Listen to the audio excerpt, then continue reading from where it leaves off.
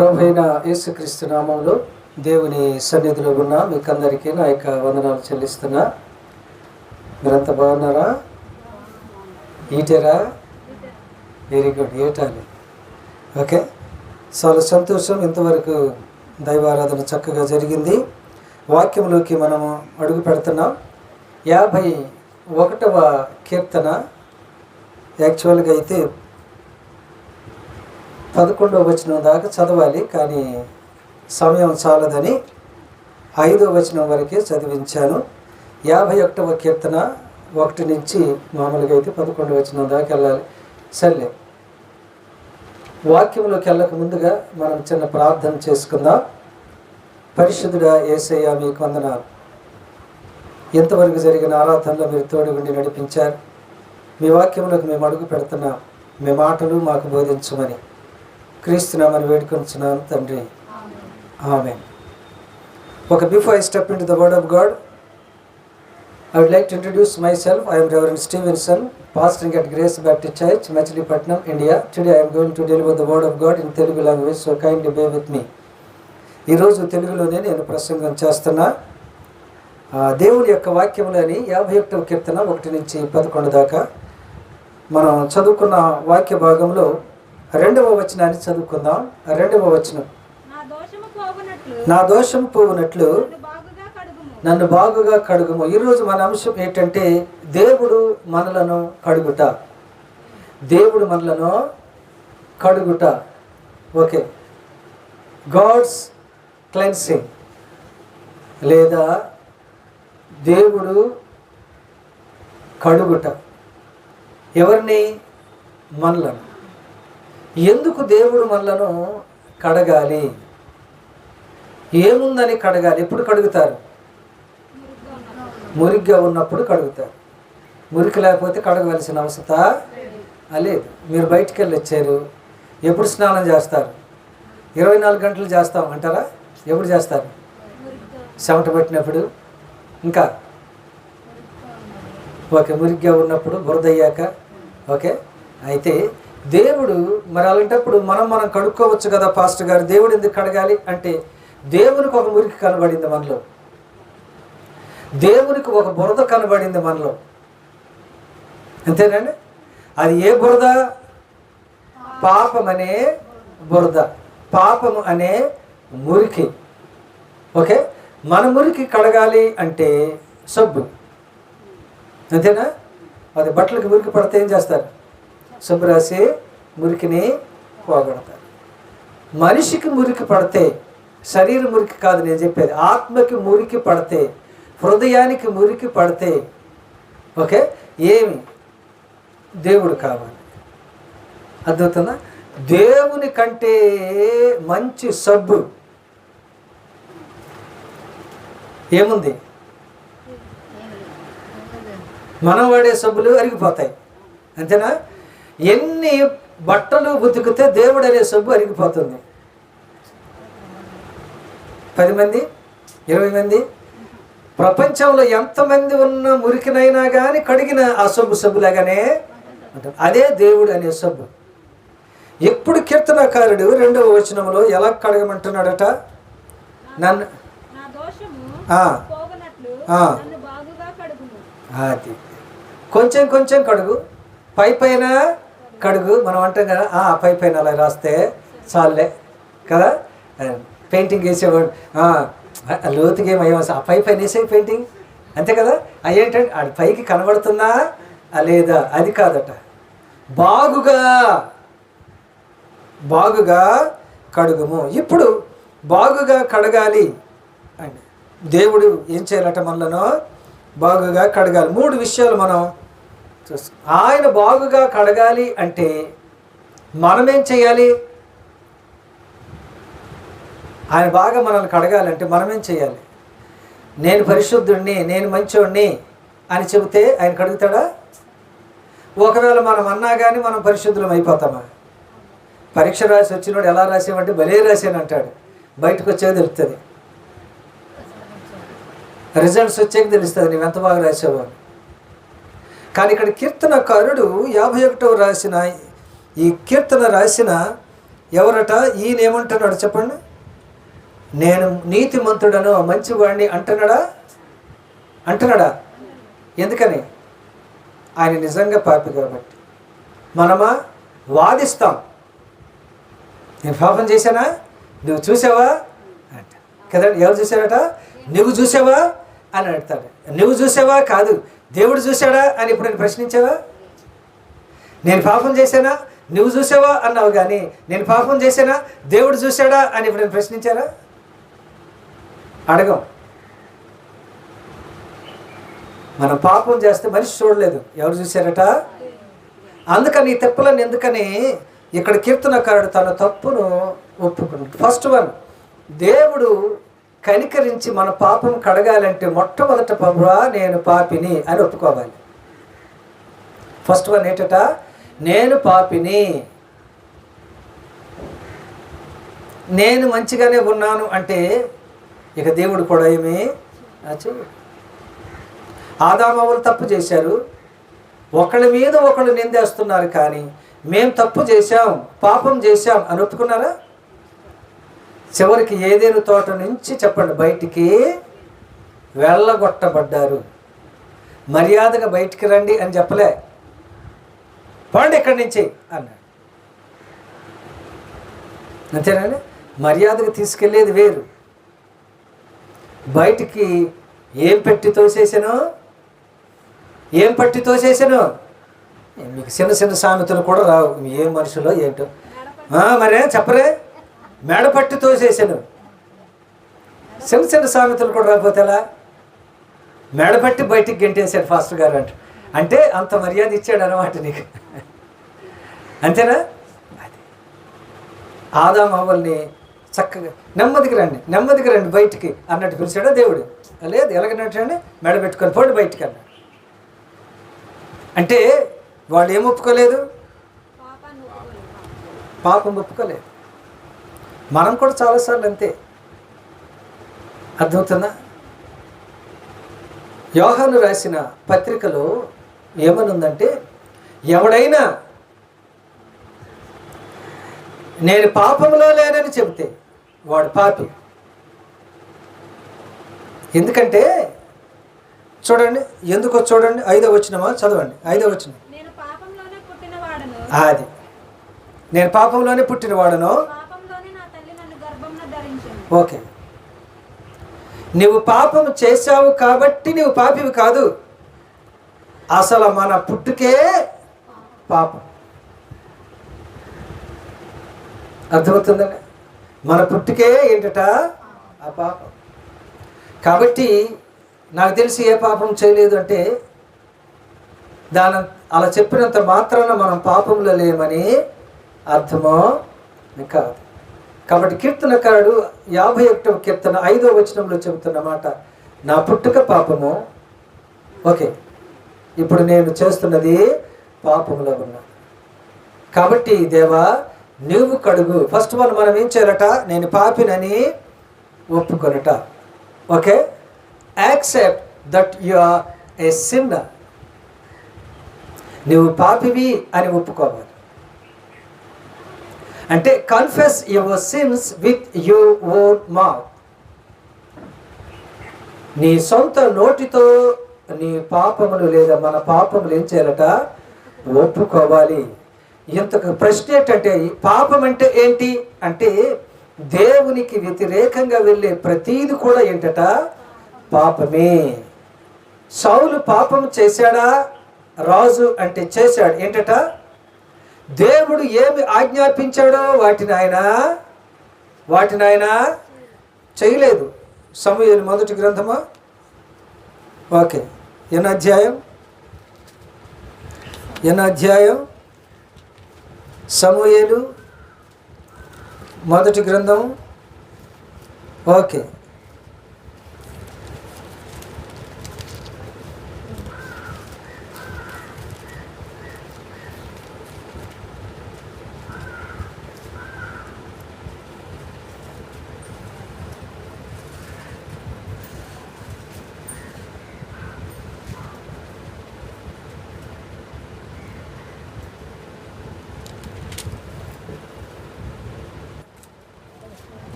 బలులు అర్పించుట కంటే ఆజ్ఞను గైకొనుట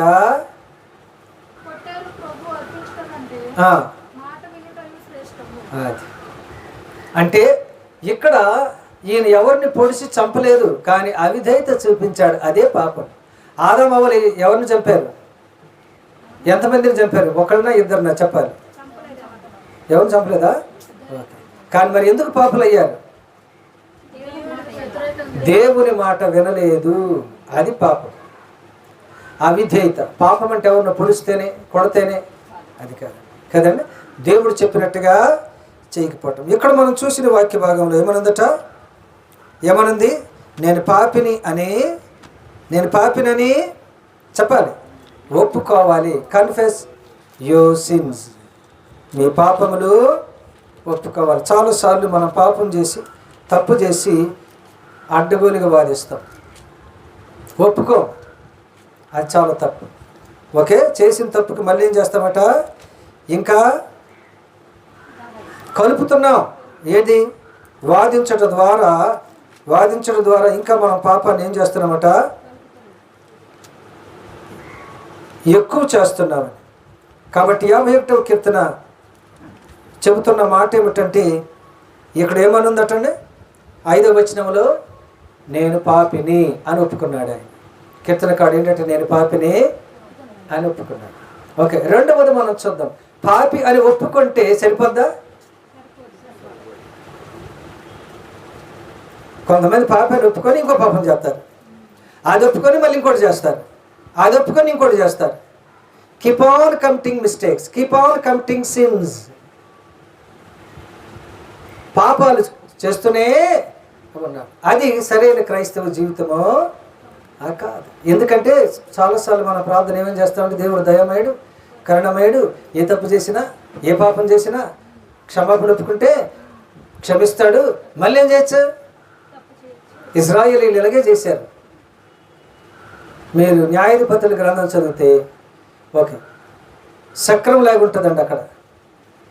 ఇజ్రాయేలీలు పాపం చేయటం,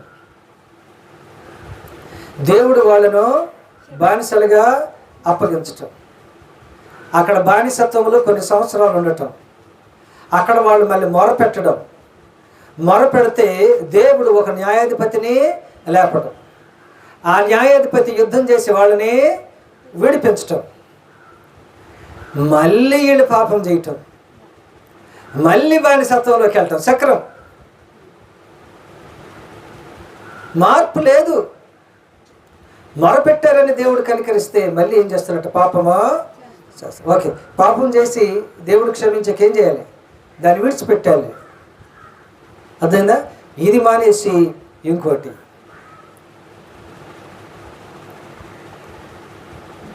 నువ్వు సిగరెట్ తాగటం మానొద్దు అనేసరికి చర్చిలో పాస్టర్ గారు సిగరెట్ తాగొద్దన్నారని సిగరెట్ మానేశాడు. ఒకరోజు నేను చూసేసరికి జరదా కిళ్ళీలు వేసుకుంటున్నాడు. అదేంటి నువ్వు మానేస్తానన్నావు కదా అంటే, మీరు సిగరెట్ మానే అన్నారు, జరదా కిళ్ళి తినొద్దు అని చెప్పారా పాస్టర్ గారు అంటున్నాడు ఆయన. ఇంకేమనాలి ఆయన? నాకు బుద్ధి లేక అంతేనా? దాని అర్థం ఏంటి? నీవు దేవునికి వ్యతిరేకమైన చెడ్డ అలవాట్లు ఏది కూడా చేయొద్దు అని నా ఉద్దేశం. మీరు సిగరెట్ మానేయమన్నారు, జరదకిళ్ళు తినొద్దని చెప్పలే, అందుకే తీసుకుంటున్నాను. ఇప్పుడు సమస్య ఏంటంటే ఇది కూడా పాపమే అంటే ఇంకోటి మొదలు పెడతాడు. ఓకే, కాబట్టి దేవునికి వ్యతిరేకమైనది ఏది కూడా చేయొద్దు. ఓకే, చేసిన దాన్ని ఏం చేయాలంటే మనం ఒప్పుకోవాలి. ఫస్ట్ వన్ ఏంటి? పాపినని ఒప్పుకోవాలి. ఒక రెండవ విషయం మనం చూద్దాం. ఓకే, 4వ వచనం చదవండి. నీకు కేవలము నీకు విరోధముగా పాపం చేసి ఉన్నాను, నీ దృష్టి ఎదుట నేను చెడుతనము చేసి ఉన్నాను, కావున ఆజ్ఞ ఇచ్చినప్పుడు నీవు నీతిమంతుడుగా అగపడుదువు. ఆజ్ఞ ఇచ్చినప్పుడు నీవు నీతిమంతుడిగా అగపడదు. ఎవరి దగ్గర ఒప్పుకోవాలి అన్నది ప్రశ్న. మనలాగే ఇంకొకడు పాపం చేశాడు, ఆడి దగ్గరికి వెళ్ళి నన్ను క్షమించంటే ఆడిలంటోడే, అంతేనా? కాదు, నేను ఒక రకం పాపం చేసాం, ఆయన ఒక రకం పాపం చేసాం. చెప్పండి, వాక్యం ఉంది, గుడ్డోడికి దారి చూపిస్తే ఇద్దరు కలిసి వెళ్ళి గోతులో పడతారు. అంతేనా? వీడు గుడ్డోడే, ఆయన గుడ్డోడే. ఒక మాట చెప్పాలంటే ఈ రోజుల్లో గుడ్డోళ్ళే బాగా నడుస్తున్నారు రోడ్డు బాగా. 2 కళ్ళు ఉన్న వాళ్ళే నడవలేక వెళ్ళి దేనో దాని గుద్ది దెబ్బలు కింద పడుతున్నారు. నిజమేనా? నిజమే. క్రైస్తవ జీవితంలో నీతిమంతుడి దగ్గరికి వెళ్ళాలి. నీతిమంతుడు ఎవరు? యేసు ఏమన్నాడు చెప్పండి? నాలో పాపం ఉందని మీరు ఎవరు నిరూపించగలరు? చూడండి, హెబ్రీలకు రాసిన పత్రిక 7వ అధ్యాయం 26వ వచనం. హెబ్రీ 7:26.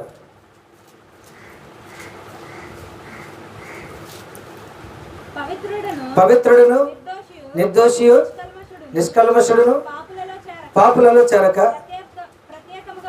ప్రత్యేకంగా ఉన్నవాడు ఆకాశ మండలము కంటే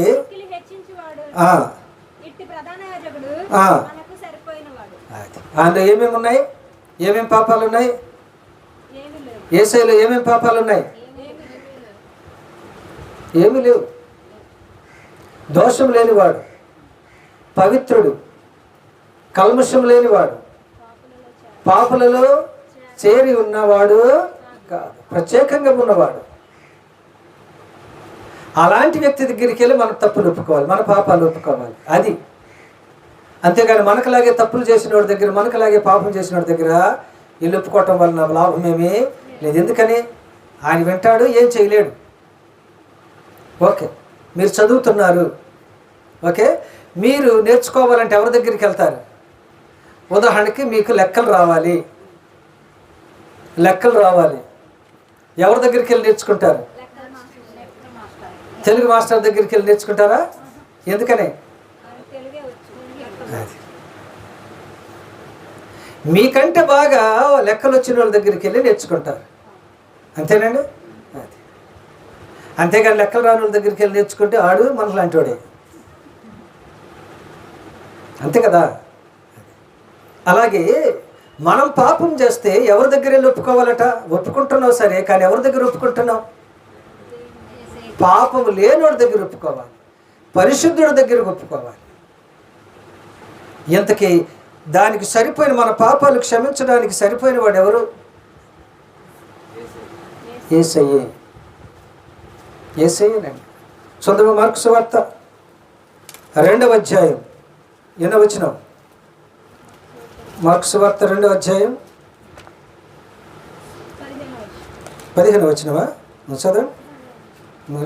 మార్కు సువార్త 2వ అధ్యాయం 6వ వచనం చదువుతారా? శాస్త్రులలో కొందరు అక్కడ కూర్చొని ఉండిరి. వారు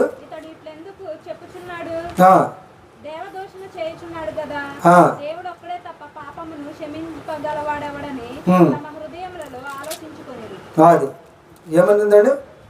ఆ పై వచనాలు చదవండి. యేసు వారి విశ్వాసం చూసి, కుమారుడా, ఎన్ని వచనం? 5వ వచనములు, కుమారుడా నీ పాపములు క్షమింపబడి ఉన్నవి. ఈ మాట నువ్వు చెప్పగలవా? నేను చెప్పగలనా? మనం చెప్పలేము. ఎందుకని? మనం కూడా దాంట్లోనే ఉన్నాం. You being a sinner, you have no right to tell that word. నువ్వు పాపిగా ఉండి వేరే వాడి పాపాలు క్షమిస్తున్నానని చెప్పే అధికారము మనకు లేదు. ఎందుకని? మనము పాపులమే. ఈ మాట ఎవరు చెప్పగలరంటే ఒక్క పరిశుద్ధుడు అయిన యేసయ్యే దేవుడు మాత్రమే చెప్పగలడు. నేను తాగుతూ నువ్వు తాగొద్దు అంటే ఎవరైనా వింటారా? డాక్టర్ దగ్గరికి వెళ్ళాం, లివర్ ప్రాబ్లం వచ్చింది, గుండె ప్రాబ్లం వచ్చింది, గుండె పాడైందయ్యా, నువ్వు సిగరెట్లు బాగా తాగుతున్నావు అన్నాడు. ఓకే, నువ్వు ఇక్కడి నుంచి సిగరెట్లు తాగొద్దు అని డాక్టర్ గారు కూడా ఒక సిగరెట్ ఎగిలించి చెప్పాడు అనుకోండి. పేషెంట్కే గుండె పాడవుతుందా? సిగరెట్ తాగితే డాక్టర్కి అవదా? ఎవరికైనా అవుతుంది. అంతేనండి? పొగకేం తెలుసు ఇది డాక్టర్ గారి గుండె, ఇది పేషెంట్ గుండె అని పొగకు తెలుసా? తెలీదు. అలాగైతే డాక్టర్ గారు మీరెందుకు తాగుతున్నారు అంటాడు పేషెంట్. అర్థమవుతుందా? కాబట్టి దేవుడు తప్పు చేయలేదు, పాపము చేయలేదు, కాబట్టి ఆయన మన పాపములను క్షమించే అధికారము కలవాడు. మీరు నేను క్షమించలేము, ఎందుకంటే ఆ క్షమాపణ శక్తి మనలోనే లేదు. ఒకవేళ చెప్పిన పాపాలు క్షమింపబడతాయా? క్షమింపబడతాయండి? లేదు, క్షమింపబడవు. ఓకే, అది కాబట్టి దేవుడి యొక్క వాక్యంలో ఉన్న మాట 51వ కీర్తన మనం చదువుతున్నాం కదా, మొదటి 5 వచనాల్లో ఏమనుంది? ఓకే, 4వ వచనంలో కదా మనం నీతిమంతుడి దగ్గర ఎవరటండి? ఎక్కడ ఒప్పుకోవాలి? నీతిమంతుడు. ఏ ఏ విషయాల్లో నీతిమంతుడు? కొన్నిట్లోనా అన్నిట్లోనా? అన్నిట్లో నీతిమంతుడు. ఓకే, అసలు పాపమే లేనివాడు, అక్కడ ఒప్పుకోవాలి. అంతేగాని వీధిలో కనబడ్డ ప్రతి మనిషి దగ్గరికి వెళ్ళి నా పాపాలు క్షమించు, నా పాపాలు క్షమించంటే కదే, నా పాపాలు క్షమించండి ఏం తట్టండి. ఓకే, సామెత నాకు సరిగ్గా రాదు కానీ మధ్యలో డోలు వెళ్ళి మధ్యలతో మొరబెట్టుకుందట. డోలు అందట నీకు ఒక సైడే కొడతారు, నాకు 2 సైడ్లు కొడుతున్నారు, నాకు 2 సైడ్లు కొడతారు, నేనెవరితో చెప్పుకోవాలంటుందట. నిజమే కదండి. అది అంటే ఇక్కడ చెబుతున్నది ఏంటంటే మానవుడు ప్రతి ఒక్కడు వాడు ఎవడైనా కానీ పాపి. ఆ పాపి నెంబర్ 1 పాపాలు ఒప్పుకోవాలి, కన్ఫెస్ యువర్ సిన్స్. ఆ రెండవది ఎక్కడ ఒప్పుకోవాలి అంటే నీతిమంతుడైన యేసయ్య దగ్గర ఒప్పుకోవాలి. నీతి లేని వాళ్ళ దగ్గర ఒప్పుకున్నా ఒకటే, ఒప్పుకోకపోయినా ఒకటే కదండి. చదువు చెప్పడం రానోడి దగ్గరికి వెళ్ళి చెప్పండి, వెళ్ళి చదివిన ఒకటే, చదవకపోయినా ఒకటే. ఎందుకని? ఆడ మాటలతో గారడీ చేస్తూ చదువు లేకుండా అలాగే చెబుతూ ఉంటాడు. కాబట్టి రెండవ విషయం ఏంటట? నీతిమంతుడైన యేసయ్య దగ్గర దయచేసి పాపాలు ఒప్పుకోండి, క్షమించు ప్రభువా అని. ఓకే, క్షమాపణ చాలా ప్రాముఖ్యమైనది. మీరు గమనించండి, యేసయ్య శిలువ మీద మాట్లాడిన 7 మాటల్లో మొట్టమొదటి మాట ఏంటి చెప్పండి? మొట్టమొదటి మాట, తండ్రి వీరేం చేస్తారు వీళ్ళకి తెలియదు. చూసారండి, మొట్టమొదటి మాట అదే, క్షమాపణ. శిలువ మీద ఎర్రటి ఎండలు, రక్తం కారుతూ ఉంటే, దాహం వేస్తూ ఉంటే, ప్రాణం పోతూ ఉంటే ఆ మాట చెప్పగలమండి? ఎంత ఓర్పు పాపం యేసయ్య, ఎంత క్షమాగుణమో. చాలా నిజంగా చాలా బాధాకరమైన విషయంలో కూడా యేసయ్య క్షమించమని అడుగుతున్నాడు. క్షమించే అధికారము యేసయ్యకి ఉంది. యేసయ్య దగ్గరికి వెళ్దాం. 3వ విషయం మనం చూద్దాం. 3వ విషయం, ఓకే, మొదటి వచనం, దేవా నీ కృప చొప్పున నన్ను కరుణింపుము, నీ వాత్సల్య బాహుల్యము చొప్పున నా అతిక్రమములను తుడిచివేయుము. ఓకే, ఇప్పుడు 6వ వచనం 7వ వచనం చదువుదాం. నీవు అంతరంగములో సత్యము కోరుచున్నావు, అంతర్యములో నాకు జ్ఞానము తెలియజేయుము. అంతరంగంలో నువ్వేం కోరుతున్నావట? సత్యము కోరుతున్నావు. అంటే ఇప్పుడు ఏం లేదు మనలో, మనం ఏం లేదు, నిజాయితీ లేదు. చాలామంది నిజాయితీ తప్పుతున్నారు కదండి. అది అవసరమయ్యాక ఒకలాగా ఉంటారు, అవసరం తీరిపోయాక ఒకలాగా. ఫోన్లో అయిన కష్టాల్లో ఉన్నాడని మనం సహాయం చేస్తే ఏం చేస్తున్నారటండి? అవసరం తీరిపోయాక మనల్ని 3 చెరువుల నీళ్లు తాగిస్తున్నారు. ఈ రోజుల్లో చాలాసార్లు మనం పాపం ఫోన్లే వాళ్ళకి సహాయం చేస్తున్నాం అనుకునేసరికి ఏమవుతుందటండి? చాలా కష్టాల పాలు చేస్తాం. మనుషులు సత్యం లేదండి, మానవుల్లో నిజాయితీ పోతుంది. రాను రాను రాను ఏం పోతుందట? నిజాయితీ పోతుంది. నిజాయితీ మనుషులు కనబడటం లేదు. అందుకని యోహాను సువార్త 14వ అధ్యాయం 6వ వచనంలో యేసయ్య ఏమన్నాడు? యోహాను సువార్త 14వ అధ్యాయం 6వ వచనం,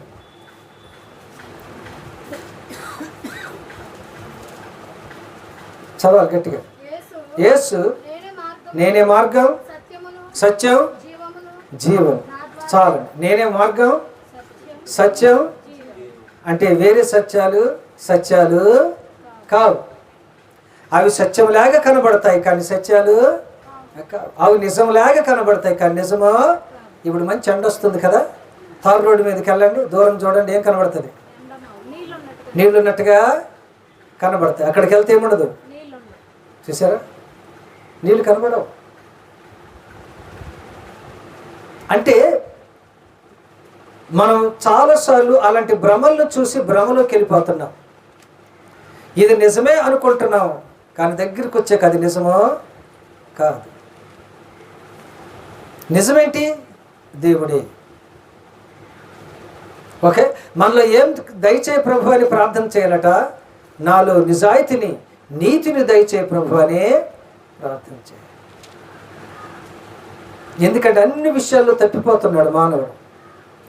ఒక ప్రార్థనే కాదు, అన్ని విషయాల్లో రాను రాను రాను రాను. అందుకని వాక్యం ఉంది, అసలు దేవుని బిడ్డలు చెప్పండి,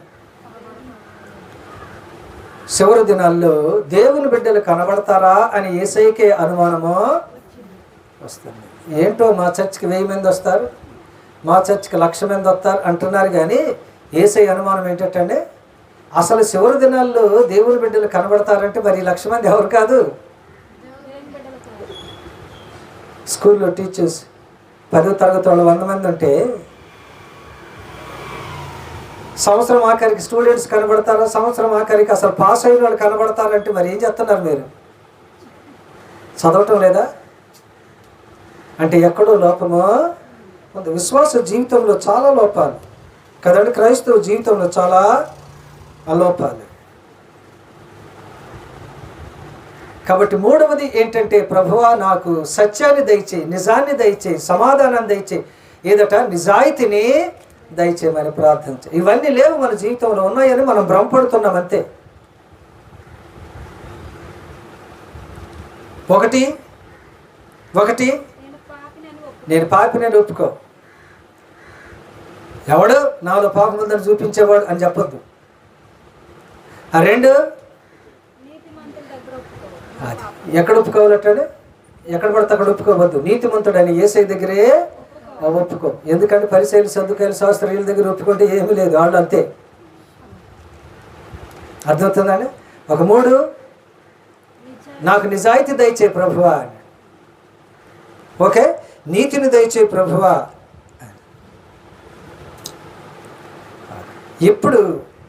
ఇప్పుడు మంచి ప్రార్థన చూడండి, 9వ వచనం చూడండి. నా పాపములకు నా పాపములకు ఎన్ని దోషాలు? అన్ని కూడా ఏం చేయట? అది ఏ రకమైనదైనా కానీ తుడిచివేసి, ఇక ఏమి కూడా నా దగ్గర ఉంచొద్దు. అప్పుడు నేనేమవుతాను? పరిశుద్ధుడిని అవుతాను. పరిశుద్ధుడిని అవుతాను. ఈరోజు మన టైటిల్ ఏంటి? దేవుడు మనలను కడగాలి. నువ్వు నేను కడిగితే చాలదు, కడిగిన లాభమో లేదు. ఏదో ఒక రీతిలో మనం పాపంలో పడిపోతున్నాం. ఏదో ఒక రీతిలో, కొంతమంది డబ్బుకి, కొంతమంది వస్త్రాలకి. గేహజీ చూడండి, గేహజీ ధనానికి, అంతేనండి. ఆకాను బట్టలకి, వస్త్రాలకి, అంతేనా? రకరకాల వాళ్ళు పడిపోతున్నారు. ఏదో ఒక రూపంలో పాపంలో పడిపోతున్నారు. ఇలాంటి అన్ని పాపాల నుంచి నువ్వు నన్ను కడిగి శుద్ధీకరించాలి. అది మన ప్రార్థన అయి ఉండాలి. అర్థమవుతుందండి? అది పాపం లేకపోతేనండి ఆటోమేటిక్గా ఆశీర్వాదాలు వాటంతట అవే మనల్ని తన్నుకుంటూ వస్తాయి. పాపము ఉంది అంటే, ఇంకా కష్టాలు వస్తున్నాయి అంటే దేవుడు పరీక్ష పెడుతున్నాడు. పరీక్షలో మనం ఏమవ్వాలి? పాస్ అవ్వాలి, గెలవాలి. గెలిచే శక్తి కూడా ఎవరిస్తారు? దేవుడే మనకు ఇస్తాడు. కాబట్టి క్రైస్తవ జీవితంలో మనం నేర్చుకోవలసింది ఏంటంటే, మనలో ఎలాంటి దోషం ఉన్నా ప్రభువా నా దోషాన్ని తీసివేయమని మనం ప్రార్థన చేయాలి. చివరిగా మనం ముగించుకుందాం. నేను ముగిస్తున్నా 10వ వచనం చదివి మనం ముగించుకుందాం. దేవా నా యందు అది ఏ హృదయాన్ని కలుగచేయి. అసలు సమస్యది తాగుడు మానేయాలంటే బిళ్ళలు వేసుకుంటే మానేయం. తాగుడు మానేయాలంటే మన హృదయం మారితే చాలు. హృదయానికంటే మంచి మంది ఏది కూడా ఏది లేదు. మనం బిళ్ళలు వేసుకొని అది కూడా తాగుతాం, అంతేనా? బిళ్ళలు వేసుకుంటాం, అది తాగుతాం. హృదయమే మారిందనుకోండి, నేను తాగకూడదు అని హృదయంలో గట్టిగా ఉంటే తాగుతామా? తాగు. నేను దేవునికి వ్యతిరేకంగా వెళ్ళకూడదు అని హృదయంలో నిర్ణయం తీసుకుంటే వెళ్తామా? వెళ్ళం. అర్థమవుతుందా? కాబట్టి మంచి మంది ఏంటో తెలుసండి, మన హృదయము దేవునికి ఇష్టకరంగా ఉంటే, మన హృదయము దేవుడు చెప్పినట్టుగా ఉంటే, మనం ఎటువంటి పాపానికి కూడా మనము అడుగు పెట్టం. ఎటువంటి పాపపు ఆకర్షణలు వచ్చినా మనము వాటి లోపలికి వెళ్ళం. అది దేవుడు చెప్తున్నాడు. కాబట్టి ఉదయకాల సమయంలో ప్రభువు మనతో మాట్లాడుతున్నది ఏంటి అంటే, ఏంటట? ప్రభువా నన్ను బాగా కడుగు. ఎంత మరక కూడా అవ్వద్దు. మీరు బట్టలు ఉతికేటప్పుడు ఉతికి చెక్ చేస్తారా? మరకుందనుకోండి ఏమంటారు? బుద్ధి ఉందా లేదా? ఉతికి నన్ను తిడతారు, అంతేనా? మరకపోయేదాకా ఏం చేస్తారు? ఎక్కడ? మరక దగ్గర. మరక పోవాలి. అర్థమవుతుందా? మరక పోవాలి. కాబట్టి క్రైస్తవ జీవితంలో మరకలు ఉండకూడదు. ఏముండకూడదు? ఏ మరకలు ఉండకూడదు? పాపం అనే మరక ఉండకూడదు. ఆ మరక ఉంటే ఎవరికి ప్రార్థన చేయాలట? యేసయ్యా నీవు నన్ను బాగా కడుగు, పోయేదాకా కడుగు. అందుకని అక్కడ కీర్తనకారుడు బాగుగా కడుగుము. ఇంకా నాలో ఏదైనా మీకు పాపము కనబడుతుందేమో, బాగుగా కడిగి నన్ను శుద్ధీకరించని ప్రార్థన చేయండి. ఈ ఉదయకాల సమయంలో ఇప్పటికైనా మించిపోయింది ఏమి లేదు. ఏదైనా పాపపు మరక మనలో ఉంటే యేసయ్య నా పాపాలన్నీ కడిగి ప్రతి పాపపు మరకను తీసివేయి ప్రభు అని మనం ప్రార్థన చేసి పరిశుద్ధులయ్యండి దేవుడిచ్చే ఆశీర్వాదాలు పొందటానికి పరిశుద్ధాత్మ దేవుడు మనకు సహాయం చేయనుగాక. ఆమేన్. పరిశుద్ధుడా మీకు వందనాలు. వాక్యమైన బిడ్డలందరినీ మీరు ఆశీర్వదించమని క్రీస్తు నామమున వేడుకొనుచున్నాను తండ్రి. ఆమేన్.